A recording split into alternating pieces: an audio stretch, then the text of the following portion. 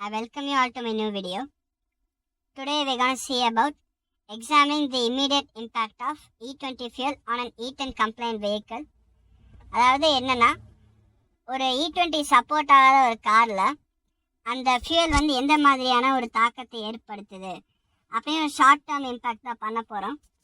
இது ஒரு scientific research கிடையாது. சயின்டிஃபிக் ரிசர்ச் அப்படின்னா லாங் டேர்ம் இம்பேக்டையும் சேர்த்து நம்ம வந்து கன்சிடர் பண்ண வேண்டியதாக இருந்திருக்கும். ஆனால் லாங் டேர்ம் இம்பேக்ட் பொறுத்த வரைக்கும் ஒரு ஒரு நம்பகத்தன்மை உடைய தகவல் வந்து நமக்கு எங்கேயுமே இப்போதைக்கு இல்லை. நான் ஷார்ட் டேர்ம் இம்பேக்டான மைலேஜை மட்டும்தான் இங்கே கணக்கில் எடுத்துக்க போகிறேன். இங்கே யூஸ் பண்ண கார் பார்த்தீங்கன்னா 2016 மாடல் Volkswagen Polo 1.2 MPI. இதோடைய பின்னணி கதையை வந்து சுருக்கமாக நான் சொல்லிடுறேன். 2023 E20 கம்ப்ளைண்ட் வெஹிக்கிள்ஸ் விடணும் அப்படின்னு சொல்லிட்டு ஆர்டர் பண்ணுறாங்க. அதுக்கப்புறமா வந்த வண்டி எல்லாமே காரு பைக் எல்லாமே 20% எத்தனால் சப்போர்ட்டடாக தான் வந்து வந்திருக்கு. ஆனால் இப்போ 2025 வந்து என்ன பண்ணியிருக்காங்கன்னா, எல்லா பெட்ரோல் பங்க்லேயுமே வந்து E10 பெட்ரோலை ரிமூவ் பண்ணிவிட்டு E20 பெட்ரோல் வந்து கொண்டு வராங்க. இதில் வந்து ஒரு வெளிப்படைத்தன்மை நமக்கு பெருசாக இல்லை. E20 மாறிடுச்சுன்னு சொல்லி நம்ம வண்டியில் மைலேஜ் இம்பேக்ட் ஆனதுக்கப்புறம் தான் நமக்கு தெரிய வருது. நம்மளும் நிறைய பேர் நினச்சிட்டு இருந்திருப்போம், லைக் வண்டி பழசாயிடுச்சு அதனால தான் பிக்கப் மைலேஜ் ட்ராப் ஆகுது அப்படின்னு சொல்லிட்டு. அதுக்கப்புறமா நம்ம நியூஸ் பார்க்குறோம், 20% பிளெண்டிங் நம்ம அச்சீவ் பண்ணிட்டோம், நமக்கு வேறு ஆப்ஷன்ஸ் கிடையாதுன்னு சொல்லிட்டு. இதில் ஒரு சில எக்ஸப்ஷனல் கேசஸ் பார்த்தீங்க அப்படின்னா, ஹாண்டா வந்து 2009 அவங்க E20 கம்பேட்டபிள் வெஹிக்கிள்ஸ் வந்து விடுறாங்க. ஸோ இந்த ஹாண்டா வெஹிக்கிள்ஸ் பார்த்தீங்கன்னா டேமேஜ் அப்படிங்கிற ஒரு ரிஸ்க் வந்து இருக்காது, ஆனால் மைலேஜ் குறையும். பார்ட்ஸ் வந்து எத்தனால் தாங்குற அளவுக்கான பார்ட்ஸை வச்சு அந்த காரை உருவாக்கியிருக்காங்க. அதுக்கப்புறம் BMW அவங்க E25 கம்ப்ளைண்ட் கார்ஸ் எல்லாமே இந்தியாவில் விட்டுருக்காங்க. ஒரு சில தகவல்கள் வந்து இங்கே இருக்கு.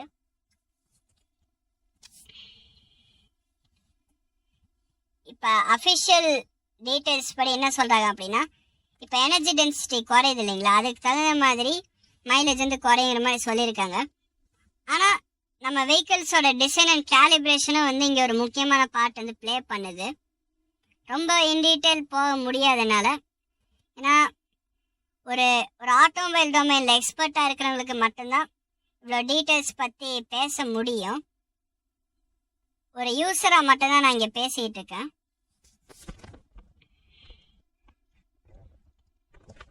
ஓகே, இப்போ செப்டம்பர் 10 or 11 எனக்கு சரியாக ஞாபகம் இல்லை. அன்றைக்கி வந்து நான் Volkswagenக்கு ஒரு மெயில் போடுறேன். என் காரோடைய E20 கம்பேட்டபிலிட்டி பற்றி ஒரு கேள்வி கேட்டு ஒரு மெயில் வந்து நான் போடுறேன்.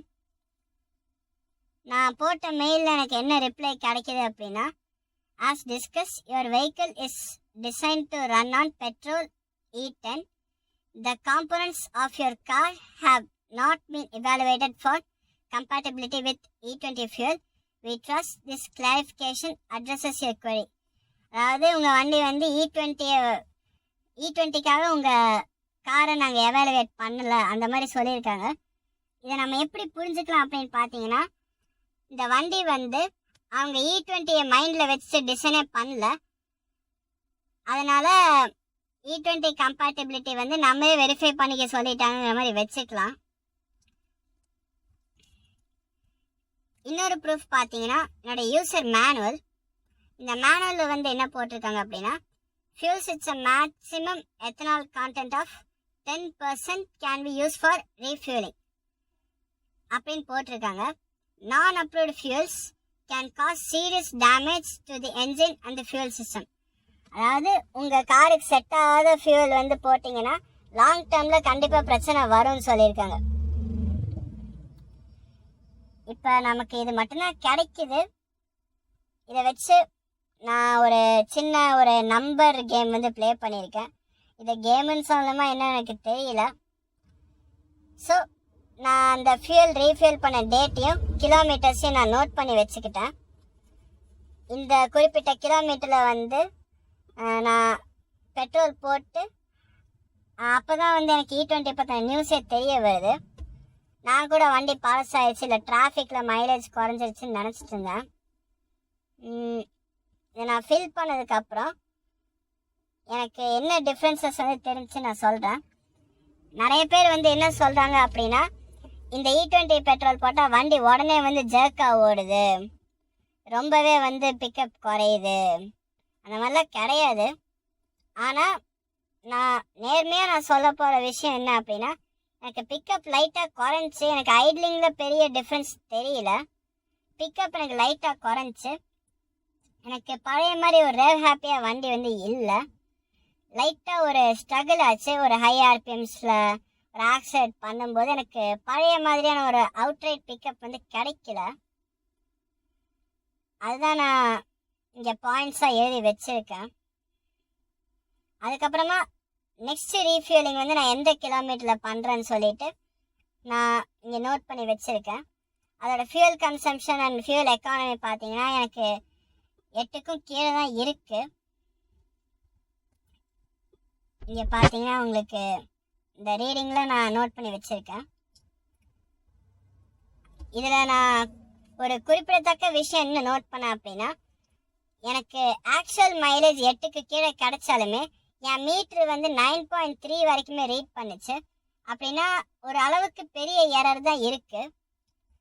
நீங்கள் உங்களுக்கு தெரிஞ்சிருக்கும், இந்த மைலேஜ் மீட்ரு வந்து எனக்கு இந்த அளவுக்கு எரரோட தான் பிஹேவ் பண்ணுச்சு. இந்த கண்டிஷன்ஸில் நான் லைட்டாக தான் மைலேஜ் குறைஞ்சிருக்குன்னு எக்ஸ்பெக்ட் பண்ணேன். ஆனால் இது கொஞ்சம் ஹெவியாக தான் இருக்குது. இதுக்கப்புறம் ஒரு கேப் விட்டுட்டேன். ஏன்னா அப்போ வந்து இதே சிமிலர் கண்டிஷன்ஸில் வந்து என்னால் ஓட்ட முடியல. கொஞ்சம் டிஃப்ரெண்ட் கண்டிஷன்ஸ் தான் ஓட்டினேன். பொதுவாக நான் ஒரு மாடரேட்டான ஒரு டிராஃபிக்கில் தான் நான் வந்து ஓட்டுவேன். அதுவும் சிமிலர் கைண்ட் ஆஃப் ரூட்டில் தான் வந்து ஓட்டுவேன். அதனால எனக்கு அசஸ் பண்ண ஈஸியாக இருக்குன்னு சொல்லிட்டு நான் இந்த ஒரு குறிப்பிட்ட பார்ட், அதாவது அடுத்த ஒரு 300 கிலோமீட்டர்னு வச்சுக்கோங்களேன், அதை நான் ஸ்கிப் பண்ணிவிட்டு நான் டாப் அப் பண்ணுறேன். உங்களுக்கு தெரியும் இந்த டைம் நான் டாப் அப் பண்ணுறதுக்கு என்ன யூஸ் பண்ணுறேன் அப்படின்னா, XP100 பெட்ரோல் யூஸ் பண்ணுறேன். அது பாதி, ஸ்பீட் பெட்ரோல் பாதி. ஸ்பீட் பெட்ரோல் உங்களுக்கு தெரியும், அது ஒரு ப்ரீமியம் கிரேட் ஃபியூல். ஆனால் அதுலேயுமே 20% எத்தனால் வந்து இருக்குது. XP100 பார்த்தீங்கன்னா இந்தியன் ஆயில் ஆஃபர் பண்ணுறாங்க. ஒரு சில குறிப்பிட்ட பம்ப்ஸில் மட்டும் ஆஃபர் பண்ணுறாங்க. இந்த பெட்ரோலில் எந்த விதமான எத்தனாலும் கிடையாது. அதனால நான் இதை யூஸ் பண்ணேன். ஸோ இங்கே என்ன டிஃப்ரென்ஸுன்னு பார்த்தோம் அப்படின்னா, நான் XP100 யூஸ் பண்ணதுக்கப்புறமே என் காரோட பிக்கப் வந்து நல்லாவே இம்ப்ரூவ் ஆச்சு. என்னால் பழைய மாதிரி அக்ரெசிவாக ஓட்ட முடிஞ்சிச்சு. அதுதான் என்னுடைய மெயின் டிஃப்ரென்ஸ். அதுக்கப்புறம் பார்த்தீங்கன்னா மைலேஜ் பொறுத்த வரைக்கும் நான் ஃபில் பண்ண கிலோமீட்ரு ஆட்டோ கட் ஆஃப் வரைக்கும் அடிச்சிட்டேன்.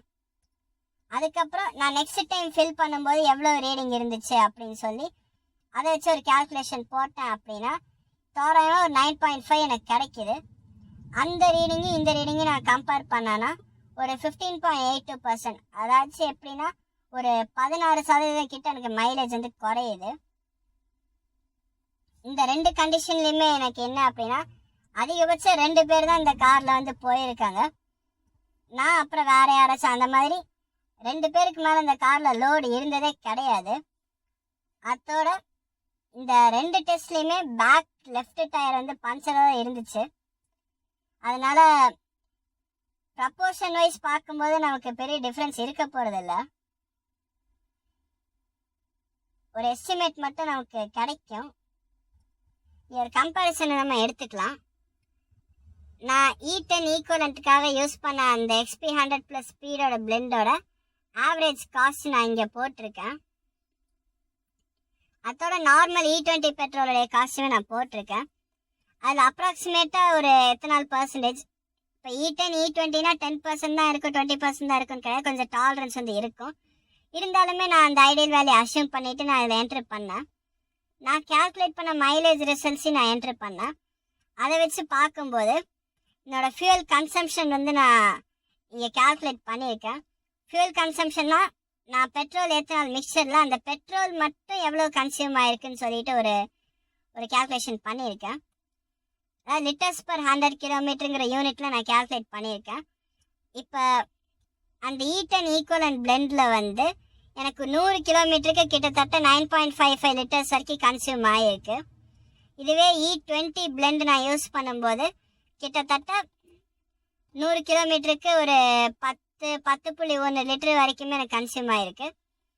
இப்போ காஸ்ட் பர் கிலோமீட்டர் நம்ம பார்க்கும்போது இந்த E10 ஈக்குவலன்ட் பிளெண்டில் கிட்டத்தட்ட 14.31 ருபீஸ் பர் கிலோமீட்டர். ஆனால் E20 பிளெண்டில் 12.94 ருபீஸ் பர் கிலோமீட்டர். ஒரு சின்ன வித்தியாசம் வந்து இருக்குது. இந்த E10 ஈக்குவலன்ட் பிளெண்ட் வந்து கிட்டத்தட்ட 9.61% வந்து விலை கூடுதலாக இருக்குது. நான் இந்த அளவுக்கு ஒரு குறைவான மார்ஜினில் இருக்குன்னு நான் எதிர்பார்க்கல.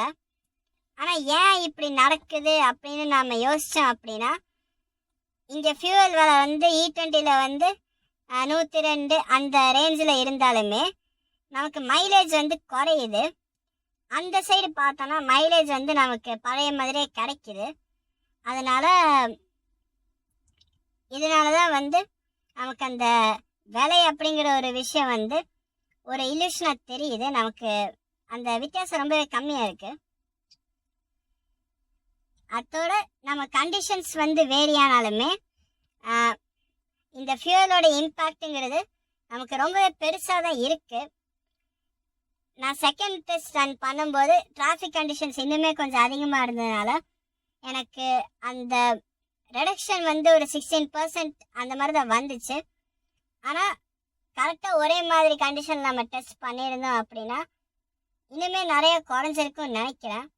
அதோட லாங் டேர்மில் வந்து எப்படி அதில் இருக்கிற ரப்பர் காம்பனன்ட்ஸும் இன்ஜினில் இன்ஜெக்டர்ஸும் எப்படி டேமேஜ் ஆகுதுன்னு சொல்லிட்டு நம்ம பொறுத்து தான் பார்க்கணும். நிறைய பேர் நிறைய விஷயங்கள் சொல்கிறது நமக்கு ரொம்பவே குழப்புது.